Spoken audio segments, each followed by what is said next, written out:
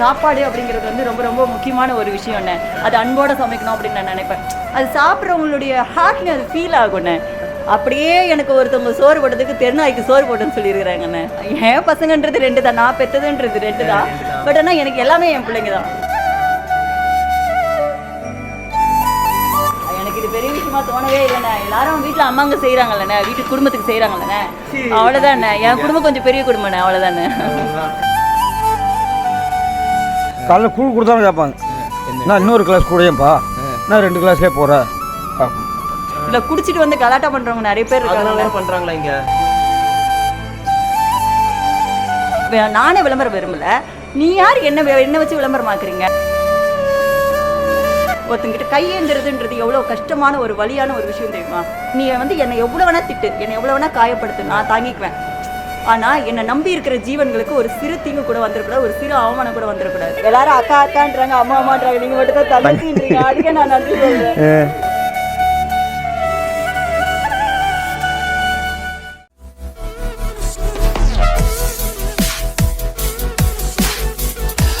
வணக்கம் வணக்கம் வணக்கம் வணக்கம் மக்களே. எதுக்கு 3 வணக்கம் கேட்குறீங்களா?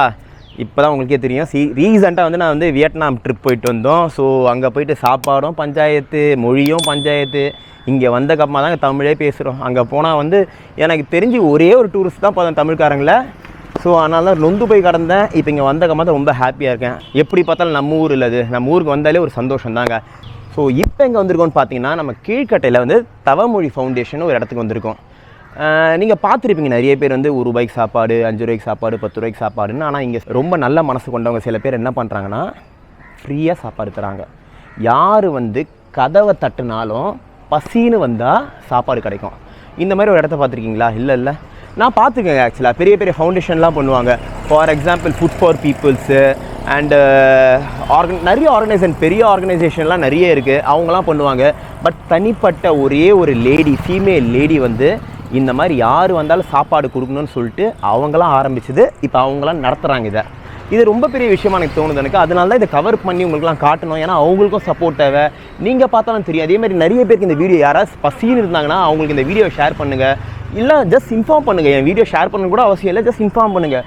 இங்கே போனால் காலையில் இப்போ நான் சாப்பிட்டேன் பார்த்தீங்களா, கூழுலேருந்து மத்தியானம் வந்தீங்கன்னா சாப்பாடு, நைட்டு டின்னர் 3மே உங்களுக்கு கிடைக்கும். இன்னொரு ஒரு விஷயம், இதை ஃபவுண்டேஷனை நடத்துகிறது வந்து குபேரலக்ஷ்மி, அவங்க ஒரு தங்கச்சி ஒன்று. நீங்கள் மேலே வாங்க, அவங்க கூட நம்ம பேச போகிறோம். நம்மளும் சேர்ந்து அவங்க கூட இன்ட்ராக்ட் பண்ணலாம். இதை வந்து ஆக்சுவலாக நிறைய பேர் வந்து மிஸ்யூஸ் பண்ணுறாங்க. எப்படி மிஸ்யூஸ் பண்ணுறாங்கன்னா, சில பெரிய மனுஷங்க வந்து தான் நடத்துகிற மாதிரி சொல்லிட்டு இருக்காங்க. அது ஒரு தப்பான விஷயம். அது என்றைக்குமே வந்து உன் கையால் ஒருத்தருக்கு சாப்பாடு கொடுத்தா தான் உனக்கு பேர் கிடைக்குமே தவிர, இன்னொருத்தர் வந்து தானமாக கொடுக்கறத வந்து நம்ம போய் பேர் கேட்டோம், அது நம்ம போய் அது எனக்கான சொந்தம், நான் தான் கொடுத்தேன்னு சொல்கிறது வந்து கேவலமான ஒரு விஷயம்னு எனக்கு தோணுது. உங்களுக்கு எப்படி தோணுதுன்னு தெரில, கமெண்ட்டில் மென்ஷன் பண்ணுங்கள். வாங்க உள்ளே போகலாம், தங்கச்சிக்கிட்ட பேசலாம். எப்படி கொடுக்குறீங்க, என்னென்ன பண்ணுறீங்க, என்ன சாப்பாடு, என்ன மெனுவும் கேட்கலாம். இன்றைக்கி அவங்க சாப்பிடவும் போகிறோம். அதே மாதிரிங்க நிறைய பேர் இருக்காங்க. எல்லாமே வந்து வயசானவங்க, எக்கச்சக்க பேர் இருந்தாங்க. நான் பார்த்தேன் காலையிலே கூழ் சாடும்போது. இப்போ லஞ்சுக்கும் நிறைய பேர் வருவாங்க, அதையும் நீங்கள் பார்க்க போகிறீங்க. வாங்க உள்ளே போய் அவங்க வீடியோ நம்ம பேசலாம். வாங்க.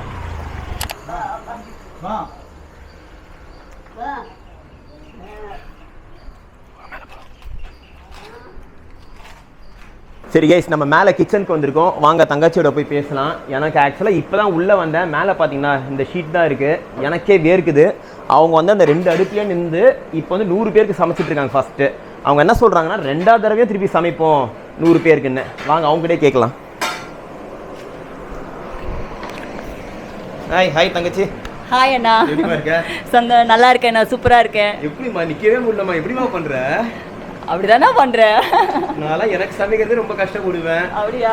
100 பேருக்கு அதுவும் பசின்னு வரவங்களுக்கு வந்து இவ்வளோ கஷ்டப்பட்டு சமைச்சிட்டு இருக்கியம்மா, அதெல்லாம் பெரிய விஷயமா இருக்கு. எனக்கு இது பெரிய விஷயமா தோணவே இல்லைண்ணே. எல்லாரும் வீட்டில் அம்மாங்க செய்கிறாங்கல்லண்ணே, வீட்டு குடும்பத்துக்கு செய்கிறாங்கல்லண்ணே, அவங்கவுங்க வீடு சின்ன வீடு, இது என் வீடு குடும்பமா நினச்சி அவ்வளோதானே. என் குடும்பம் கொஞ்சம் பெரிய குடும்பம்ண்ணே, அவ்வளோதானே. என்னம்மா இன்னைக்கு இது மெனு என்ன?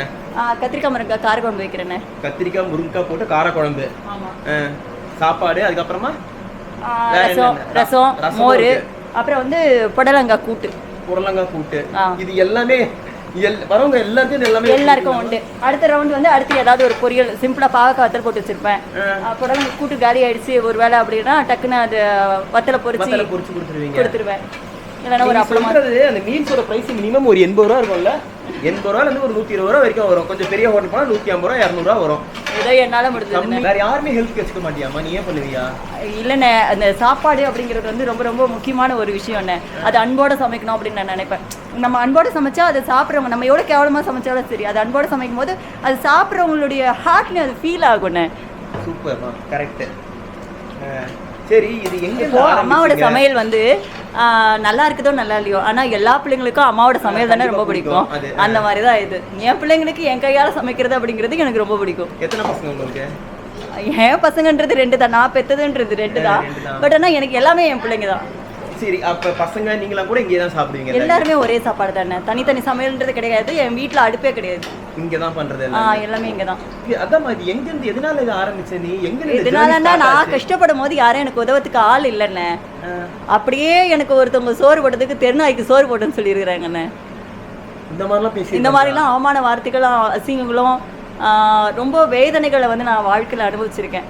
ஸோ இப்போ வந்து நீங்கள் ஆரம்பிக்கும் போது வந்து யாருமே எந்த காசுமே கொடுக்கல, சொந்த காசை நீ? ஆமாண்ணே. இப்போ நான் என்னுடைய பப்ளிக் மணி அப்படிங்கிறதே இல்லாமல் தான் நான் செஞ்சுட்டு இருந்தேன். ஆனால் ஒரு 2 பேர், ஒரு ஹிந்திக்காரங்க பள்ளிக்காரங்க இருக்காங்க, அவங்களால முடிஞ்சது ஒரு 2500 ரூபாய்க்கோ என்னமோ சம்திங், அவங்களால முடிஞ்சது ஒரு 4-5 மாசமாக வாங்கி கொடுப்பாங்க. அப்புறம் காலேஜ் பசங்க ஒரு 7 பேர் சேர்ந்து ஏதாவது திங்ஸ் வந்து வாங்கி கொடுப்பாங்க. ஆனால் சத்தம் இல்லாமல் அவங்க செஞ்சாங்க. ஸோ ஆல்மோஸ்ட் எல்லாரும். சில பேர்கிட்ட நான் பேசும்போது அவங்க சொன்னாங்க நாங்கள் தான் இதை நடத்துகிறோம் அந்த மாதிரிலாம் சொல்லியிருந்தாங்க. அவங்க பேர்லாம் நான் சொல்ல விரும்பலை. இல்லைண்ணே, எனக்கு மீடியா எக்ஸ்போஷர் இல்லாததுனால யாருக்கு என்ன தெரியுதோ அது பாருங்க அப்படின்னு சொல்லிடுவேன் நான். நமக்கு ஐடியா இல்லைண்ணே, அவ்வளோதான். ஆக்சுவலி இப்போ இது நான் வந்து என்ன பதிவு பண்ண விரும்புகிறேன்னா, என் குடும்பத்துக்கும் எனக்கும் இந்த ட்ரஸ்ட்டுக்கும் கூட சம்மந்தம் இல்லை. என் குடும்ப உறுப்பினர்கள் வந்து சாப்பிட்டு போகிறதுக்கு மட்டும்தான் அனுமதி உண்டே தவிர இந்த ஆக்டிவிட்டீஸில் இன்வால்வ் ஆகுறதுக்கு யாருக்குமே அனுமதி கிடையாது. இப்படிதான் நான் இது நாள் வரைக்கும் ஒரு சிங்கிள் உமனா இந்த வந்து ஆர்கனைசேஷனை வந்து ரன் பண்ணிட்டு வரேன்.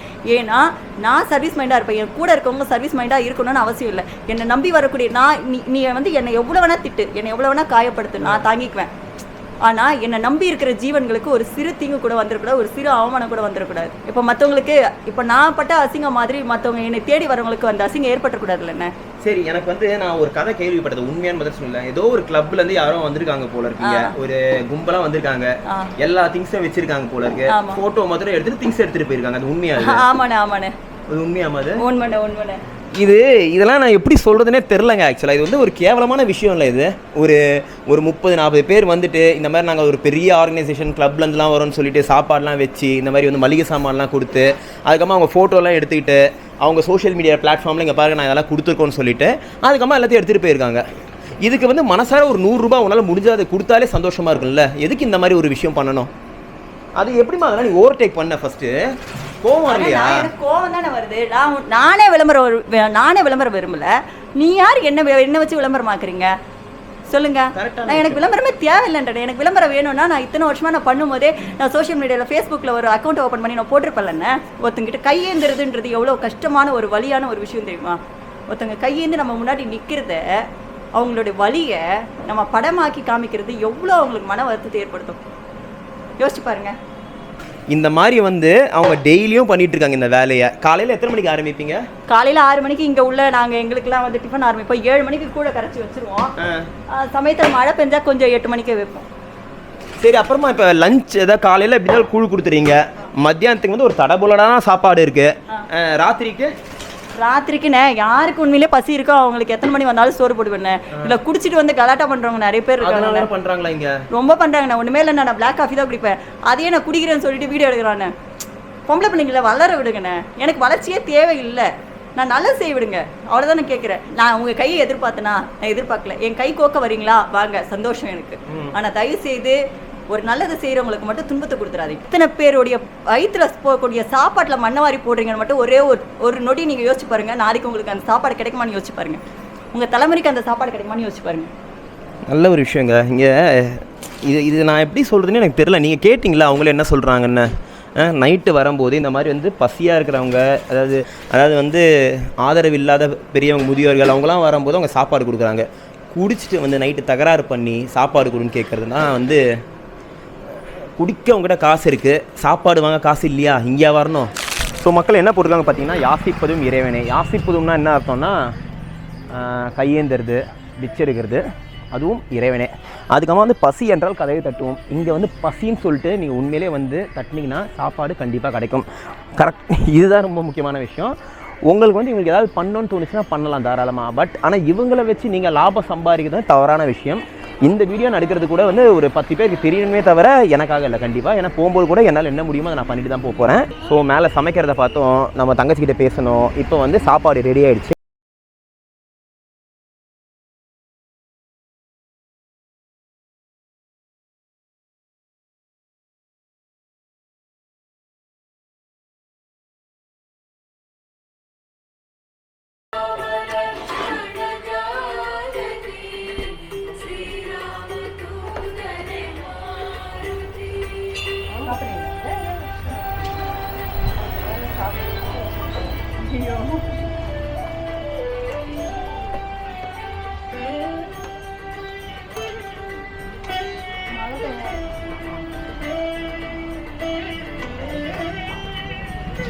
ஆனால் சாப்பிட வச்சுலாம் கிளம்பிங்களா இப்போ? அண்ணே வணக்கம். வணக்கம் ஐயா. உங்கள் பேர் என்னண்ணே? அசோக்குங்க ஐயா. அசோகா. எங்கே இருக்கீங்க வீடுங்க? கீழ்கட்டில் ஐயா. இங்கே தானே அந்த ஆமாம். சரிண்ணே, எத்தனை வருஷமா நீங்கள் சாப்பிட்றீங்க? ஒரு 3 வருஷமாக சாப்பிடுவோம். என்ன பிடிக்கும் சாப்பாடு? எப்படி எல்லாமே பிடிக்கும் எனக்கு. ஒரு நாளைக்கு கீரை செய்வாங்க, ஒரு நாளைக்கு ஒரு நாளைக்கு ஒரு மாற்றி செஞ்சு சாப்பாடு வரவங்களுக்கு போடுவாங்க. நாங்கள் சாப்பிட்டு போவோம். எத்தனை பேர் வந்தாலும் சரி. நைட்டு காலைல 11:45 3:30 மணி வரைக்கும் சாப்பாடு போடுவோம். காலைல கூழ் கொடுப்பாங்களா? காலைல கூழ் குடிச்சிட்டு வேலைக்கு போகிற நேரத்தில் போயிடுறது. இல்லைன்னா காலையிலங்க வந்து ஒரு செம்பு 2 செம்பு கூழ் குடிச்சிட்டு போகிறது. ஊறுகாயும் வச்சு கொடுக்குறாங்க. சாப்பாடு, பொரியல், ரசம், மோர், பொரியல், கூட்டு வேற எங்கேயாவது கிடைக்குமா? எங்கேயும் கிடைக்காது சார். நீங்கள் என்ன சொல்லுவீங்க தங்கச்சி கிட்ட? எப்படி என்னன்னு சொல்ல போகிறீங்க? நல்லா இருக்குமா, பயிர் நம்பிச்சு நல்லா சாப்பிட்ற போடுறீங்க அப்படின்னு சொல்லிட்டு சிரிச்சிக்கிட்டே போயிடுவேன். அவங்களும் சிரிச்சிக்கிட்டே அனுப்பிச்சி விட்ருவாங்க. சரி போதும்ப்பா, வயிற்றுக்கு போதுமா, என்ன சாப்பாடு காலைல கூழ் கொடுத்தாலும் கேட்பாங்க. நான் இன்னொரு கிளாஸ் கூடயேப்பா, நான் 2 கிளாஸ்லேயே போகிறேன் அப்படின்னு கேட்பாங்க. அந்த பிரச்சனை தப்பு. வயிற்றுக்குன்னு வந்து நீங்கள் எவ்வளோ கேட்டாலும் சாப்பிடாத தான் முடியாது. அந்த அளவுக்கு நல்லா வயிறு ரொம்ப சாப்பாடு போடுறாங்க. நிரம்பி இருக்கும், நல்லா இருக்குது, எந்த குறையும் இல்லையா. சரி, நீங்கள் ஏதாவது காசு ஏதாவது கொடுத்து? இல்லை, வாங்குறதில்ல. கொடுத்தாலும் வாங்க மாட்டாங்க. சந்தோஷம், நல்லா சாப்பிடுங்க. சரி, நன்றி. ஒரு நன்றி சொல்கிறேங்க. நன்றிங்க, எல்லாத்துக்கும் நன்றி. உங்களுக்கும் நன்றி. எனக்குலாம் நன்றி. வணக்கம் ஐயா. தங்கச்சிக்கு சொல்லிடலாம். தங்கச்சிக்கு சரிங்க ஐயா. சந்தோஷம். ஸோ கைஸ், ஃபைனலாக நம்ம தங்கச்சி வந்து நமக்கு சாப்பாடு கொடுக்க போகிறாங்க. நீங்கள் ஏதாவது சொல்ல விரும்புறீங்களா மக்களுக்கு? சொல்லுங்க. முதல்ல எனக்கு ரொம்ப ஒரு நன்றி சொல்கிறேன். எல்லாரும் அக்கா அக்கான்றாங்க, அம்மா அம்மான்றாங்க, நீங்கள் மட்டும் தான் தங்கச்சின்றீங்க. அதுக்கே நான் நன்றி சொல்கிறேன். சாப்பாடு, சாம்பார். சரி, என்ன ஏதாவது சொல்ல போகிறீங்களா இப்போது ஃபைனலாக? முதல்ல நல்லா சாப்பிடுங்கண்ணே, அதான் ஃபைனலாக சொல்ல போகிறேன். அப்படியா? சரி, இப்போ சாப்பாடு போட்டிங்கல்ல, திருப்பி எனக்கு பசிச்சுதுன்னா எத்தனை வாட்டி வேணால் வந்து சாப்பிடுங்க. எத்தனை வாட்டி வாங்கிக்கலாமா? எத்தனை வாட்டி வந்து வாங்கி சாப்பிட்லாங்க? சாப்பிட்றோமா? ஸோ சாப்பாடு செம்ம சூடாக இருக்குங்க. இது எப்படி தெரியுமா இருக்குது? அதாவது நம்ம வந்து தானமாக கொடுக்குறோமே மற்றவங்களுக்கு, ஃப்ரீயாக தானே கொடுக்குறோன்றதுக்காக ஏதோ தானம்னு பண்ணாமல் சாம்பார்லாம் அவ்வளோ அற்புதமாக வச்சுருக்காங்க. அதுவும் இந்த கூட்டுலாம் எனக்கு ரொம்ப பிடிச்சிருக்கு. சூப்பராக இருக்குங்க. அதான் இது வந்து முதல் ரவுண்ட். ஆக்சுவலாக வந்து 100 பேருக்கு இப்போ பண்ணியிருக்காங்க. 100 பேர் காலி ஆயிடுச்சுன்னா, ஒரு ஆள் கூட்டு காலி ஆயிடுச்சுன்னா இம்மீடியட்டாக அவங்க என்ன பண்ணுவாங்கன்னா வத்தல் போட்டு ஏதாவது ஒன்று கொடுத்துருவாங்க. வெறும் சாப்பாடு சாம்பார்லாம் இருக்காது, ஏதாவது ஒன்று கொடுத்துருவாங்க. அம்மா உணவகத்தில் கூட சாப்பாடுனா அதாவது வெரைட்டி ரைஸ் கொடுப்பாங்க. பிளேட் 5 ரூபா, கூட எதுவுமே தர மாட்டாங்க. இங்கே கதவை தட்டினா யார் பசின்னு வந்தாலும் சாப்பாடு கிடைக்கும். இந்த மாதிரி வகையான சாப்பாடு கிடைக்கும். எவ்வளோ பெரிய விஷயம் இல்லை அதெல்லாம். உங்களால் என்ன முடியுமோ அதை நீங்கள் தாராளமாக சப்போர்ட் பண்ணுங்கள். நான் திருப்பியும் சொல்கிறேன்.